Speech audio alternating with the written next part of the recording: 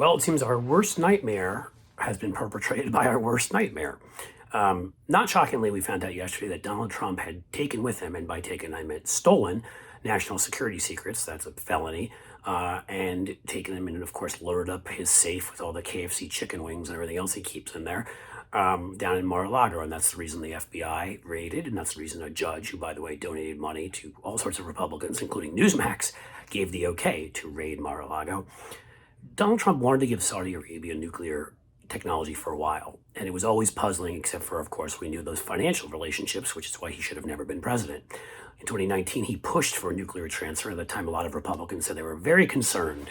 Susan Collins like, well, now we know that he took these secrets. We know that there was a Saudi golf tournament at Bedminster, his bedbug club where he buried his wife, and everybody probably playing there had to try to play around her. I think I said there was a one-stroke penalty. Maybe you get a, is it a bogey or is it a birdie if you hit her grave site? I don't know. In any case, what we do know is Donald Trump has nuclear secrets. We know that counterintelligence officials were sent there in June to Mar-a-Lago. And we know that, of course, the Justice Department, being the Justice Department, tried to keep this quiet. As much as Republicans want to try to make this partisan, because they have no arguments ever. It's all about innuendo and smears and lies. It wasn't partisan. In fact, the judge who signed off on it, again, gave money to Newsmax and donated to Republican candidates. Christopher Wray, the head of the FBI, was appointed by Donald Trump. The issue now, of course, is what has he given and who's he given it to? We saw him prostrate himself before Vladimir Putin in Helsinki. We know that he had a deal with the corrupt oligarch, corrupt kleptocrat in Azerbaijan, who's been busy attacking Armenia and trying to, with sort of quiet Russian support. And they were going to build a Trump Tower Baku at one point. We know that at times they put the hard press on Qatar and tried to undermine national security by threatening them. And of course, the relationship with Saudi Arabia, from the Khashoggi killing to turning a blind eye to everything they do in the Middle East, the mass murder of Yemenis. And on top of all of that, the fact that, again, Trump has had this relationship with them. First, they put $2 billion into Jared Kushner's fund, as if Kushner could manage his way out of a paper bag.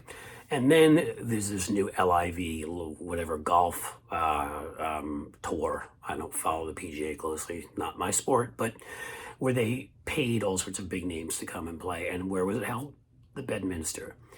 You may remember the Saudis also rented out a couple floors of hotels in Trump's former hotel in Washington, D.C. when nobody else wanted to stay there. It's always in the, follow the money. It's always in the financial trail. The Saudis don't do things for nothing. They don't just give money. They don't just rent out, floors in Trump's hotel. They don't just hold their golf tournament at his crappy Bedminster that nobody wants to go to anymore, where we buried his wife for a tax break. They did it for something. And if you put the pieces together, the Saudis did this for some reason. All these things they did for Trump and for Jared Kushner, putting the $2 billion in there. Why don't we list them in a row? $2 billion in a fund to somebody who's never managed a fund, doesn't know what the he's doing. A golf tournament, bringing in lots of money to the Bedminster. Renting out numerous floors of hotel rooms. These are the things we know about. I'm sure there's plenty of others. Okay, so we know they did all that. And we know that Donald Trump in 2019 argued that we should be sharing nuclear technology with Saudi Arabia, who's wanted to become a nuclear power for a long time. So we know that. And we know that Donald Trump stole nuclear secrets and took them down to Mar-a-Lago, to the point where a federal judge who was a Republican and a FBI director who was a Republican fully supported the Justice Department executing a search warrant and taking something like 20, I don't know how many, I don't want to guess, I don't remember how many boxes of stuff out of his safe there. And we know that from Washington Post reports that there were nuclear secrets in there. So the question becomes, who did he transfer this to? Who paid him? Did he do it already? Was he going to do it? The best thing you can ever do with Donald Trump, knowing who he is and what he is, as his own niece, Mary Trump, has pointed out how evil he is just say to yourself, what is the worst thing you can think of? Think to yourself, what is the worst absolute thing you can think of that Donald Trump can do? And he's either done it, tried to do it, or will do it. That's always the safest sort of guess there. So we're going to find out more. We're heading towards the weekend, but Be prepared for more bombshells. There also were Republican legislators who've lined up behind him, and they've been told, according to another report, that you probably shouldn't be doing that because wait till you see what is in this warrant. Trump demanded the warrant be released. Merrick Garland completely outplayed him, checkmate, and said, oh, you made this public? We were trying to keep it private. You've demanded it be released, but you won't release your copy of the warrant? We're going to unseal it. We're going to find out a lot more soon, folks. It's going to be ugly. Oh, hey, before I turn this off, please, we're growing rapidly. We're at about 6,000 subscriptions. We picked up like 3,000 in the last month and a half or something.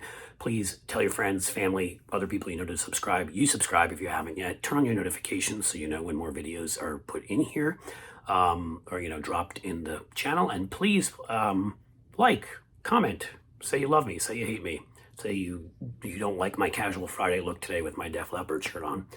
Anything. Seriously, thank you for being here. And you can also follow me on Twitter at Schecter.